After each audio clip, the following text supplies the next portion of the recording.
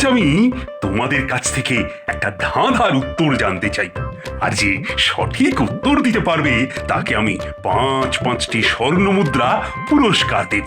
5টি স্বর্ণমুদ্রা? হ্যাঁ, মহারাজ করুন প্রশ্ন, উত্তর দিতে আমি রাজি। হ্যাঁ। তাহলে প্রশ্নটা করি। আচ্ছা বলো তো, মামার গায়ে হাজার জামা মানে কি? মামার গায়ে হাজার জামা, এ আবার কিরকম বিদঘুটে প্রশ্ন মহারাজ? হ্যাঁ, তুমি কি ভেবেছিলে বিদঘুটে না হয়ে খুব সোজা হবে আর চটপট উত্তর দিয়ে পাঁচটা স্বর্ণ মুদ্রা পকেটে পড়বে? হ্যাঁ, তাই বেশি কথা না বাড়িয়ে উত্তরটা দাও। কি হলো মন্ত্রী? না মহারাজ, পারবো না, পারবো না। সেনাপতি? মন্ত্রীমশাই যখন পারলেন না, তখন আমি কি করে পারবো মহারাজ? গোপাল, এবার যে তোমার পালা। মহারাজ, মামার গায়ে হাজার জামা কথার অর্থ হলো গিয়ে পেঁয়াজ। পেঁয়াজ? সাবাস গোপাল, সাবাস। এসো এসো গোপাল, 5টি স্বর্ণ মুদ্রা নিয়ে যাও।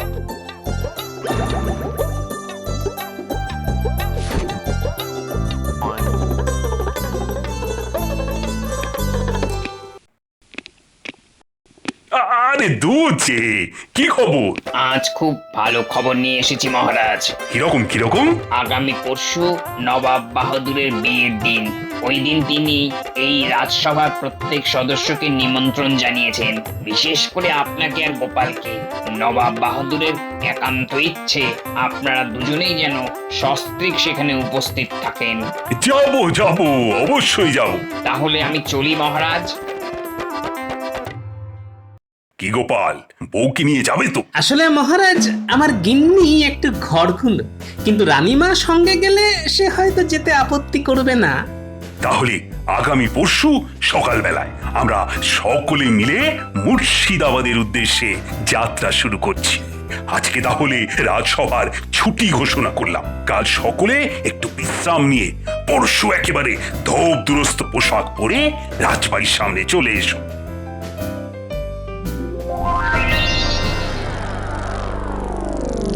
না, একেবারে সহ্য করা যায় না। যায় নাই তো।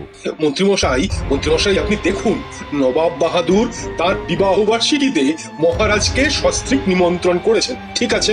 তাই বলে সস্ত্রীক গোপাল? হ্যাঁ, এতে আমাদের অপমান হলো না? হ্যাঁ, ঠিকই তো।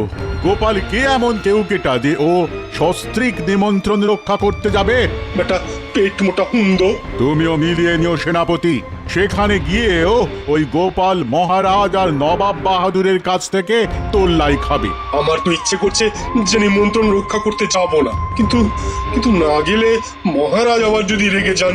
মন্ত্রী মশাই, আপনি ভেবে চিনতে এমন একটা উপায় বের করুন যাতে ওই নাপতে বেটা কোনো মতেই মুর্শিদাবাদে যেতে না পারে।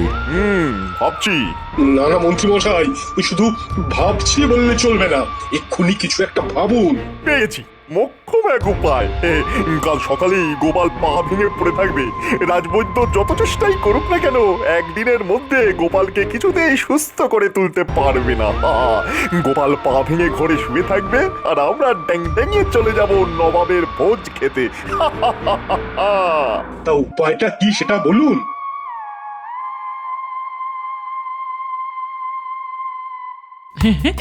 বলছো কি?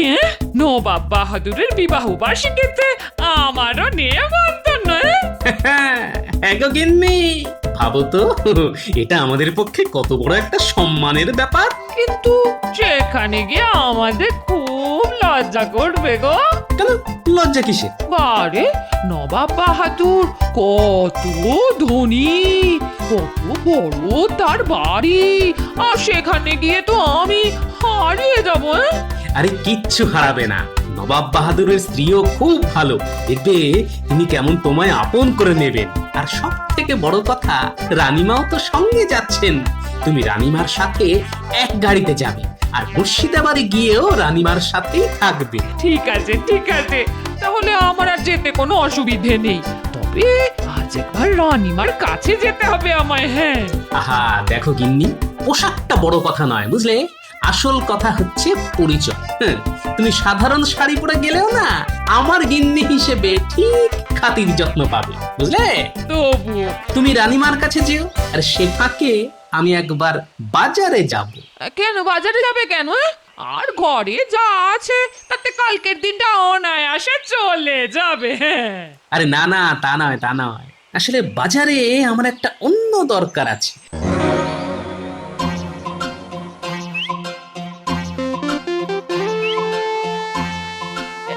এই ভেতরে আসবো রানীমা? আরে গোপাল বউ যে, এসো এসো, ভেতরে এসো, বলো কি ব্যাপার? আসলে রানীমা, নবাবের বাড়িতে তো যেতে হবে। হ্যাঁ, যেতে তো হবেই, তিনি নিজে আমাদের নিমন্ত্রণ করেছেন বলে কথা। কিন্তু কি পরে যাব বলুন তো? আমার তো তেমন কোনো দামি শাড়ি নেই। আরে ওসব নিয়ে চিন্তা করো না, যাওয়ার সময় আট পরে কিছু একটা পরে গেলেই চলবে, না হলে এতটা পথ গাড়ির ধকলে শাড়ি খারাপ হয়ে যেতে পারে। আর ওখানে গিয়ে প্রথমে তো নবাবের অতিথিশালায় উঠবো, ওখানে না হয় ভালো শাড়ি পরে নেওয়া যাবে। আর আমি তো সঙ্গে করে কটা শাড়ি নিয়েই যাচ্ছি, তেমন হলে আমার থেকে না হয় একটা শাড়ি নিয়ে নেবে। না না রানীমা, তা হয় না। আপনার কাছ থেকে শাড়ি নিয়ে পড়েছি শুনলে ও আবার খুব রাগারাগি করবে। হ্যাঁ এটা তুমি ঠিক বলেছো গোপালপু, গোপালের আবার যেরকম টনটনে আত্মমর্যাদা।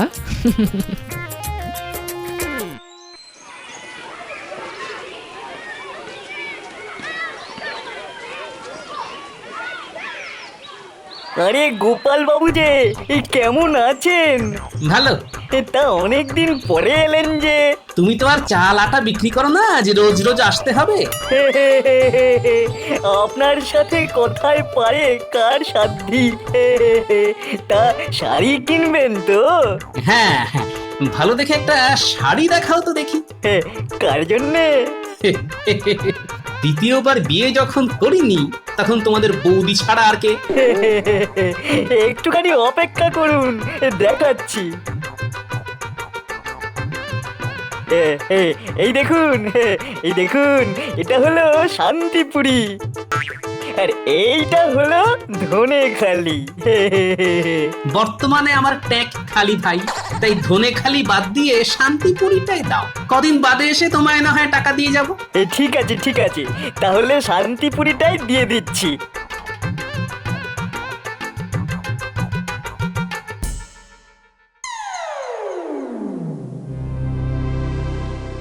খাও খাও, সকলে পেট পুরে কলা খাও, আর কলার খোসাগুলো এই থলিতে ভরে রেখে দাও।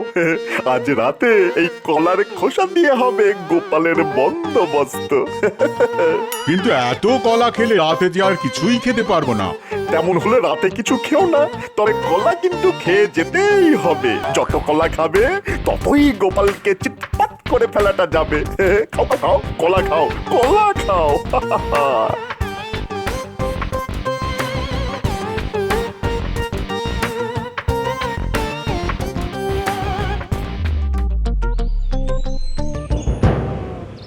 গিন্নি, ও গিন্নি, কোথায় গেলে গো? এই বলি, তোমার স্বভাবটা একটু পাল্টাও তো। বাড়িতে পা দিতে না দিতেই গিন্নি গিন্নি করে অমনি হাঁক ডাক শুরু করে দিও না তো। আরে হাঁক ডাক করছি কি আর সাধে?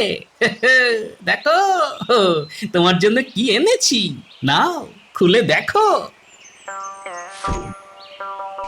ও মা, কি সুন্দর শাড়ি! হ্যাঁ, এই কার জন্য এনেছো গো? ওই যে কদিন বাদে তো আমি বিয়ে করছি, তাই শাড়িটা আমার সেই নতুন বউয়ের জন্য এনেছি। মিথ্যে কথা বলো না তো, আমি জানি এই শাড়ি তুমি আমার জন্য এনেছো। হ্যাঁ, তা সবই যখন জানো তাহলে আর ঢং করে জিজ্ঞেস করছো কেন যে কার জন্য এনেছি? এই বুড়ো, তুমি না খুব ভালো। তুমিও না খুব ঢঙি।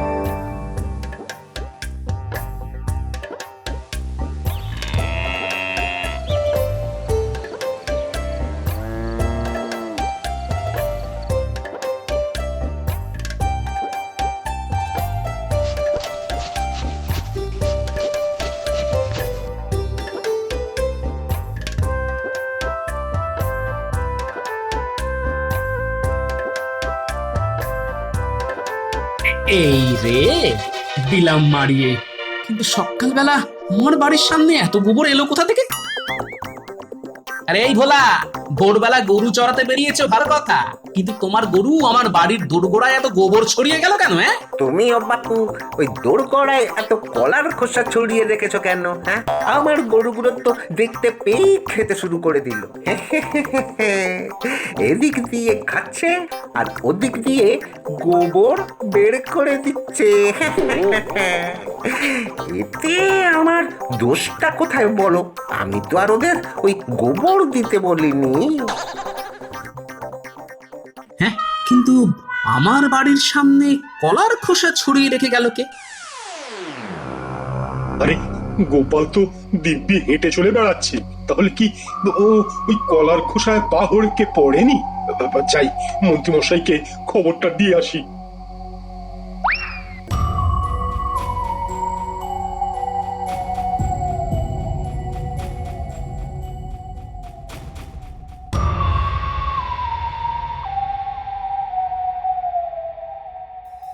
মন্ত্রীমশাই, ও মন্ত্রীমশাই, মন্ত্রীমশাই, কে?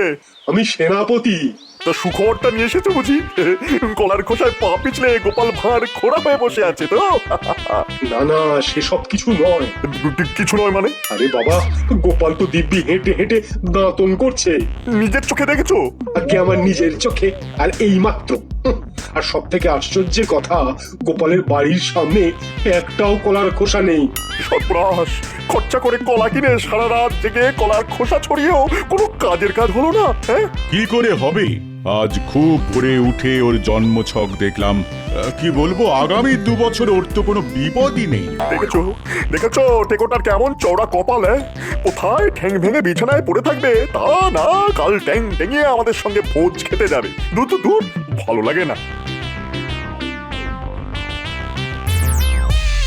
গোপাল দাদু, তুমি নাকি দিদিমাকে নিয়ে নবাবের বাড়িতে ভোজ খেতে যাচ্ছ? আমাদের জন্য কিছু আনবে না? আরে আনবো রে আনবো, মুর্শিদাবাদ থেকে 1 হাঁড়ি ভালো মিষ্টি নিয়ে আসবো তোদের জন্য। সকলে মিলে পেট পুড়ে খাবি, ঠিক আছে?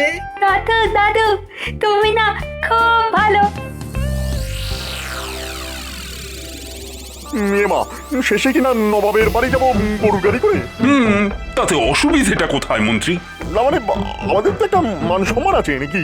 দেখো, গরুর গাড়ি করে নিমন্ত্রণ রক্ষা করতে গেলে যে সম্মানের হানি হয় সেটা তো আমার জানা ছিল না মন্ত্রী। আসলে আমি তো আমার রথে চড়ে তোমাদের রানীমাকে নিয়ে অনায়াসেই যেতে পারতাম, কিন্তু ভেবে দেখলাম সেটা খুব একটা ভালো দেখায় না। কিন্তু তাই বলে গরুর গাড়ি? আচ্ছা, আপনি তো 2-4টে রথ ভাড়া করতে পারতেন। হ্যাঁ পারতাম, কিন্তু আমি মনে করি ভাড়া করা রথে চড়ে যাওয়ার থেকে নিচের গরুর গাড়ি অনেক অনেক ভালো। আর তার উপর এত সুন্দর আবহাওয়া, মাথার উপর মিষ্টি রোদ, ফুরফুরে হাওয়া। নাও নাও নাও, আর কথা না বাড়িয়ে সকলে গরুর গাড়িতে ওঠো।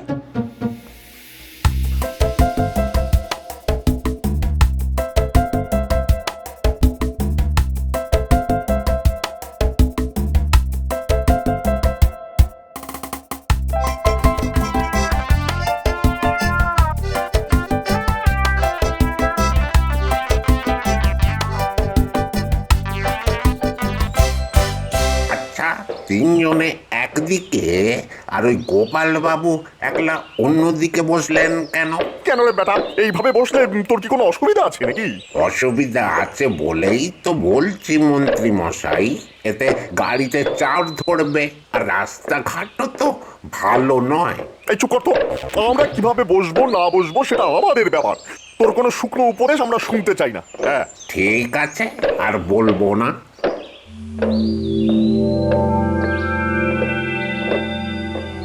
এবার গোপালকে একটু নাস্তা নাবুদ করতে হবে। হ্যাঁ, এ কি মন্ত্রীমশাই, নাকে চাপা দিলেন কেন? কেমন একটা পচা পচা গন্ধ আছে না নাকি? হ্যাঁ হ্যাঁ, পাচ্ছি তো। পচা গন্ধটা আমার নাকেও আসছে, কিন্তু গন্ধটা কোত্থেকে আসছে বলুন তো? রাস্তা থেকে? না না, রাস্তা থেকে এলে তো গন্ধটা একবারই এসে মিলিয়ে যেত, কারণ গাড়ি তো চলছে। তাই আমার মনে হয় গন্ধটা এই গরুর গাড়ির ভেতর থেকেই আসছে। হ্যাঁ হ্যাঁ হ্যাঁ, গরুর গাড়ির ভেতর থেকেই আসছে। আর আসছে গোপালের গা থেকে। কি গোপাল, কদিন চান করনি? বাজে কথা বলবেন না তো, আমি রোজ ভালো করে স্নান করি। তাহলে গন্ধটা আসছে তোমার পোশাক থেকে। কতদিন কাচনি বলো তো? আবার বাজে কথা, আমি কাঁচা কাপড় জামা পরেই বেরিয়েছি। তাহলে মনে হয় পচা ডোবায় কাপড় কেচেছ। হ্যাঁ, গোপালের বাড়ির পেছনে একটা জলাশয় আছে। গোপাল সেটাকে পুকুর বললে ওটা তো একটা পচা ডোবা। ছি ছি ছি, পচা ডোবায় কাপড় কেচে আমাদের সঙ্গে বসতে এসেছো? পচা ডোবা, পচা ডোবা। আচ্ছা, আপনারা কি থামবেন নাকি আমি গাড়ি থেকে নেমে যাব? সেটা তোমার ইচ্ছে। এই গাড়োয়ান, গাড়ি থামাও তো। খুব তো তেজ দেখিয়ে নেমে গেলে, এবার কোন গাড়িতে গিয়ে উঠবে গোপাল? দেখি কোন গাড়িতে উঠতে পারি, আর আমার গায়ে গন্ধ বলে কেউ না নিলে হেঁটেই চলে যাব মুর্শিদাবাদ। হ্যাঁ,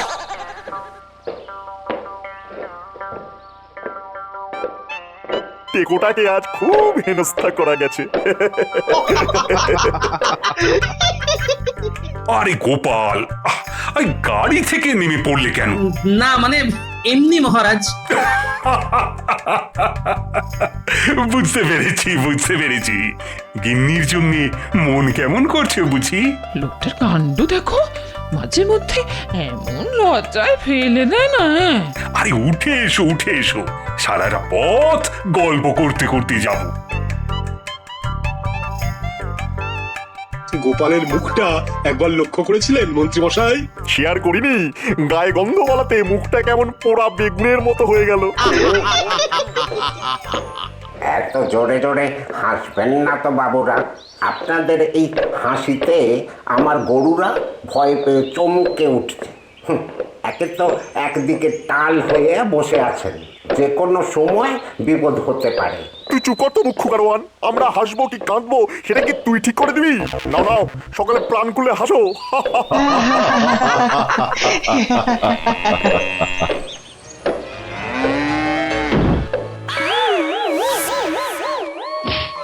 যা, মন্ত্রী মশাই তো গাড়ি থেকে ছিটকে গেলেন। কিন্তু গেল কোথায়? আমাকে তোলার ব্যবস্থা। মন্ত্রী মশাই, আপনি কোথায়? আমি এখানে গর্তের ভিতর। সর্বনাশ, গর্ত তো খুব গভীর। এখান থেকে আপনি উঠবেন কি করে? সে তো জানি না, আমাকে তোলার ব্যবস্থা করো। কি হয়েছে, কি হয়েছে? মন্ত্রী মশাই গাড়ি থেকে উল্টে পড়ে গর্তে ঢুকে গেছে। কিন্তু পড়লো কি করে? আমার কোনো দোষ নেই মহারাজ। ওনারা একদিকে ডাল হয়ে বসেছিলেন, তারপর অকারণে ওই জোরে জোরে হাসছিলেন, আর তাতেই তো আমার গরুরা ভয় পেয়ে লাফিয়ে উঠল। আর মন্ত্রী মশাই গাড়ি থেকে ছিটকে ওই গর্তে পড়ে ঢুকে গেলেন। ও মহারাজ, আমাকে এখান থেকে তোলার ব্যবস্থা করুন না। করছি করছি করছি। কিন্তু গভীর গর্ত থেকে তুলতে গেলে তো লম্বা দড়ি লাগবে। আহা, তা তো লাগবেই। ও সেনাপতি, তুমি তুমি এক কাজ করো, এক্ষুনি কৃষ্ণনগরে চলে যাও, আর সেখান থেকে কিছু লোকজন আর লম্বা দড়ি নিয়ে এসে মন্ত্রীকে গর্ত থেকে তুলে মুর্শিদাবাদ চলে এসো। আমরা বরং ততক্ষণে খানিকটা এগিয়ে যাই। আমাকে আমাকে এখানে একলা ফেলে চলে যাবেন মহারাজ? আহা, একলা কেন? রাজ জ্যোতিষী তোমার পাহারায় থাকবে। চলো চলো গোপাল, আমরা এগোই। ও গোপাল ভাই, ও গোপাল ভাই, তোমার তো খুব বুদ্ধি। কিছু একটা করে আমাকে এখান থেকে তোলার ব্যবস্থা করো না ভাই। তা করতে পারি, কিন্তু তার আগে বলতে হবে আমার বাড়ির সামনে কলার খোসা ছড়িয়েছিল কে? আমরা আমি সেনাপতি আর রাজ্যতীষী। কেন? তুই যাতে খোঁড়া হয়ে মুর্শিদাবাদ যেতে না পারো তার জন্যে। ছি ছি ছি ছি ছি ছি, তোমরা এত খারাপ। অন্যায় হয়ে গেছে মহারাজ, অন্যায় হয়ে গেছে। গিন্নি, তোমার সাথে কটা শাড়ি আছে? এই গোটা তিনে। যাও, চটপট নিয়ে এসো। এই যে এই এই নিন মন্ত্রী মশাই, এবার শাড়ির এক প্রান্ত কোমরের সাথে শক্ত করে বেঁধে ফেলুন, তারপর দু হাত দিয়ে শক্ত করে ধরে রাখুন দড়ি। আমরা ওপর থেকে আপনাকে টেনে তুলছি। সেনাপতি, তোমার গায়ে তো খুব জোর, তুমি আগে টানো। টানো জোয়ান, হেইসো রোগা মন্ত্রী, হেইসো। ওরে বাবা, ওরে বাবা ধরে যে প্রাণ এলো। এবার বুঝতে পারছো তো মন্ত্রী, গোপাল শুধু বুদ্ধিমান নয়, তার সঙ্গে কতটা মানবিক। ওকে তুমি খোঁড়া করে দিতে চেয়েছিলে, আর ও তোমাকে গর্ত থেকে উদ্ধার করলো। আমাকে আমাকে ক্ষমা করে দাও গোপাল। কিন্তু মন্ত্রী মশাই, গর্তে পড়ে আপনার কি চেহারা হয়েছে? পাকে কাদায় মাখামাখি হয়ে ঠিক যেন একটা চামচিকে। ঠিক বলেছো গোপাল, ঠিক যেন চামচিকে। এমাম তাই তো। তাহলে আমি মুর্শিদাবাদ যাবো কি করে? চলুন তাহলে দুজনে না হয় এক গাড়িতেই যাব। আমার গায়েও গন্ধ আর আপনার গায়েও গন্ধ, দু ভাইতে মানাবে ভালো।